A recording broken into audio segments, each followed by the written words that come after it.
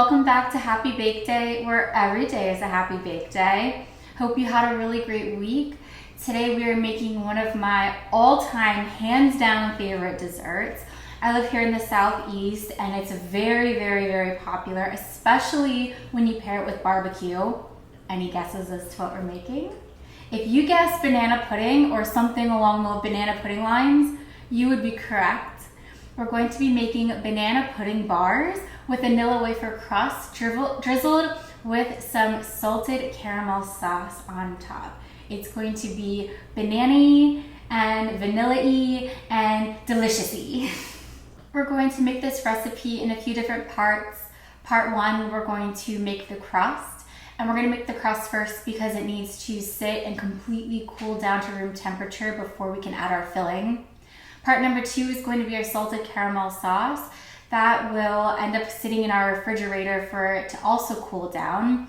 And then the last part will be our filling that we can add to our crust once it's completely cooled. However, just like some of our other bakes, the hardest part is the wait. Once we add our filling, this will need to be refrigerated for at least 6 hours before you can do your final topping and enjoy. I know that's really hard to do, especially when something as delicious as banana pudding. However, this will be even better if you can be patient and wait. So I would recommend, if you have a hard time waiting, either make this first thing in the morning that you can put in your fridge and then enjoy with dinner, or make this in the evening that you can keep refrigerated while you sleep and then enjoy in the morning. This way you won't be too tempted to eat it early. For the crust, you're going to need a few ingredients. 60 Nilla wafers plus a few extra for topping. That'll be about 1 whole box of Nilla wafers. You'll need 1/4 cup of granulated sugar and 1/3 cup of unsalted butter melted. You'll also need an 8x8 baking dish, lightly greased on the inside with a cooking spray. And I brought out a medium mixing bowl and my rubber spatula. You'll also need a food processor because one of our steps here in the beginning is to crush the Nilla wafers, and using a food processor is going to make this a lot easier. If you don't have a food processor, no worries. You can also put your Nilla wafers in a sealable bag and use a rolling pin to crush them. But first, what we're going to do is preheat our oven to 350 degrees.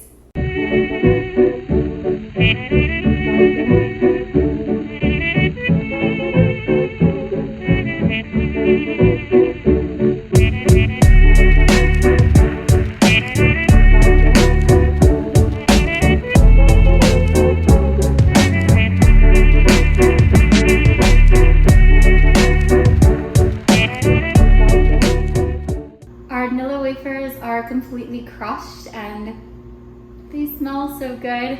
The next step is to add our melted butter and sugar. We'll use our rubber spatula to combine it really well and then add it here to our baking dish. You want to make sure when you add it to your baking dish to firmly pack it down. Use your rubber spatula if you have one. If not, don't be afraid to use your hands. Sometimes that's half the fun. And after that, we'll put it in the oven to bake. And they'll bake for about 10 minutes. You might need a little bit longer. Really, we just want this Nilla wafer crust to be a beautiful golden brown color.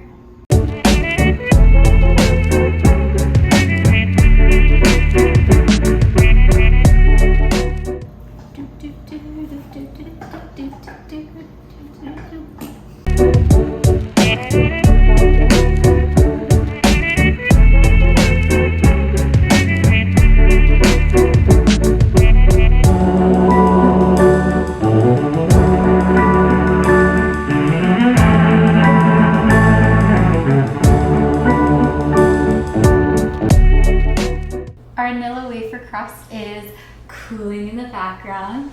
So what we'll do next is make our salted caramel sauce. This step's going to be moved over to the stove, so we'll switch over in just a moment.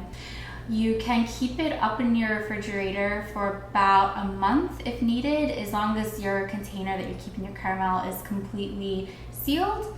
And once it's refrigerated, it does tend to harden, which is okay. All you'll need to do is put it in the microwave to reheat it and melt it back down, or you can put it back on your stove for a few moments as well to, again, kind of melt it back into that liquid caramelly sauce that we all know and love. However, before we move over to the stove, we have to talk about our ingredients here that you'll need for making our salted caramel sauce.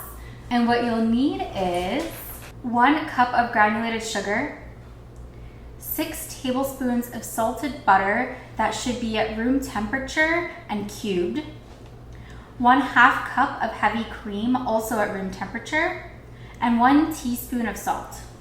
Our first step in making our salted caramel sauce, you will need a medium-sized heavy-duty saucepan, and you'll also need a wooden spoon or wooden spatula. If you don't have a wooden spoon or spatula, that's fine. Then you can also use a high-heat rubber spatula, but whatever you use, it's going to need to be very, very heat-resistant. And our first step here is we're going to turn our burner on medium heat and add our sugar.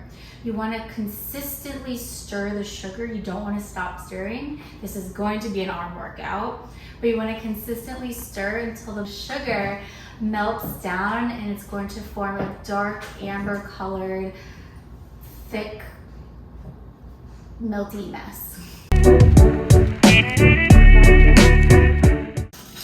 The point of constantly stirring is to keep your ingredients moving, and it should hopefully avoid burning. You do not want this to burn. We are almost there. You can see I still have a few remaining clumps of sugar that has yet to melt down. So I think just another minute or 2 of stirring and we'll be ready to go. So the sugar is completely melted and I've got this dark brown amber colored liquid. Our next step now is to add the butter. As soon as I add the butter, this is going to start bubbling really rapidly and you want to keep stirring quickly. Now, if you see that the sugar starts to reclump or that it's starting to separate, take your pot off the heat, use your wooden spoon to whisk very quickly until it recombines. It will recombine. It might take a little while, but once it does, then you can put this back on the heat. And you're going to stir until the butter has completely melted. And now that my butter has completely melted, I'm going to very, very slowly add in my heavy cream. And once the heavy cream has been added, we're going to let this boil for 1 minute. So while we're letting this boil for a minute, I'm sure you noticed that it's starting to bubble and it's going to start rising in the pot, which is great. We're going to let it do its thing. So it's been about a minute. If you can see here, the caramel has risen. It's come to a rapid boil. I'm going to now completely turn off my heat and take my pot off from the heat. We're going to let it cool down for just a moment and we'll slowly stir in our remaining salt. And then after that, all you have to do is let it cool and then it'll be ready for use. At this point, we have made our Nilla Wafer Crust and we have a beautiful salted caramel sauce. The third and final step before we assemble our banana pudding bars is to make the banana pudding filling. You can see I have my ingredients laid out right here. You will also need your hand mixer for this. You can use a stand mixer as well with a whisk attachment, but I think for ease, it's going to be a little bit better to use your hand mixer if you have one. For this step, you're going to need the following ingredients. 2/3 cup of heavy cream at room temperature, 16 ounces of cream cheese, which should be 2 blocks at 8 ounces apiece, also at room temperature, 1 cup of granulated sugar, 1 large box of instant banana pudding. The large box is 5.1 ounces, 1/2 cup of milk, 1 teaspoon of vanilla extract, and 1 ripe banana that has been thinly sliced. What we'll do first to make our banana pudding filling is take our heavy cream and put it into a medium-sized bowl. Then we'll use our hand mixer to whip it into stiff peaks. And you want to make sure those peaks are completely stiff before you stop mixing. And once they're stiff, what we'll do is then put this bowl with the heavy whipping cream into the refrigerator while we do the next part.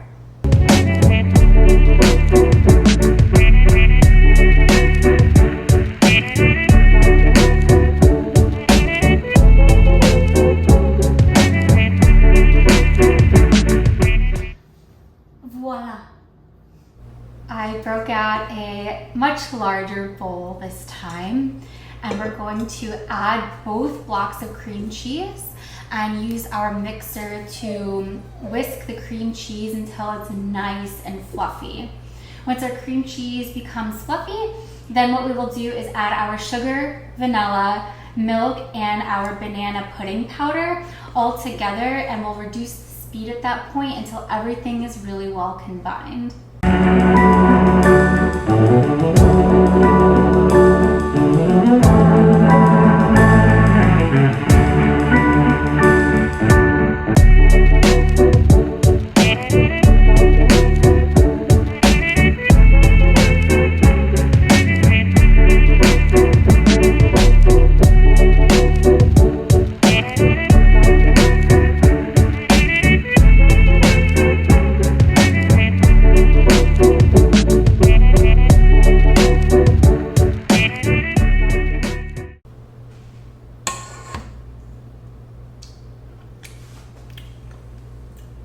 That's so good.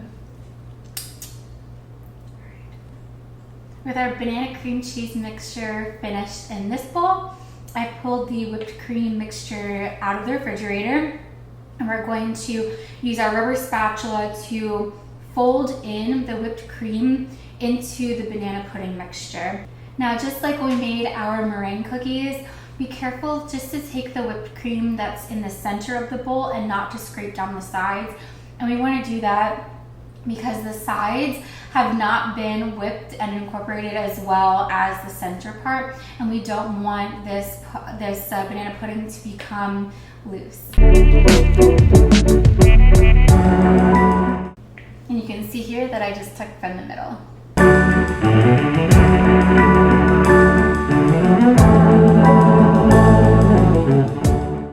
Our final step here is to take our sliced bananas and line the bottom of our Nilla Wafer Crust with the bananas.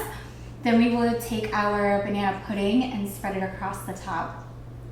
After that is the hardest part that I mentioned earlier. It needs to sit in your refrigerator for at least 6 hours.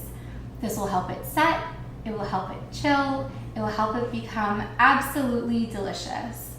After it's sat for 6 hours, that's when you can add additional Nilla wafer cookies on the top and drizzle your salted caramel for the perfect finish.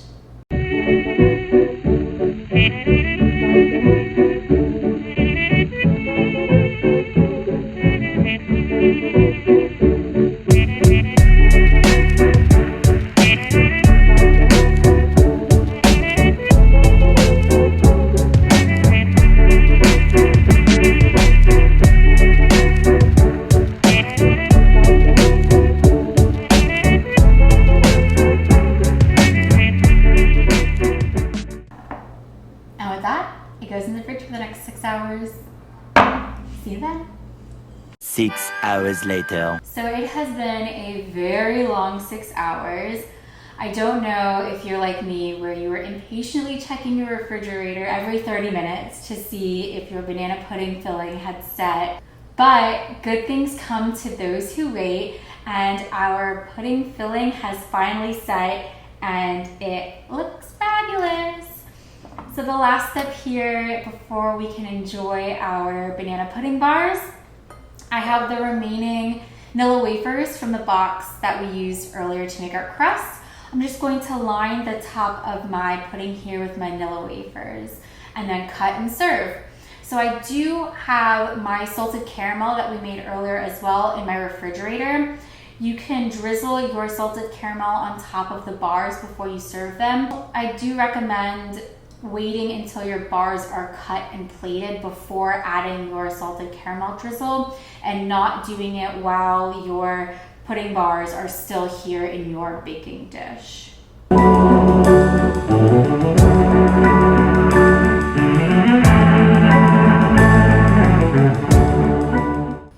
And with that, our banana pudding bars with the Nilla Wafer Crust are ready for serving. I hope you had a great time baking with me today as always. Please let me know in the comments below how you enjoyed your pudding bars. Don't forget to like and subscribe if you want to continue baking with me each and every week. We do post new videos every single Friday, 8 a.m. Hit that bell if you want to be notified every time we post a new video. You can also visit us on our website, which is linked in the comments below. You can also follow us on Instagram and TikTok at Happy Bake Day Show. Until then, I hope you have a very happy bake day, and I look forward to joining with you next time.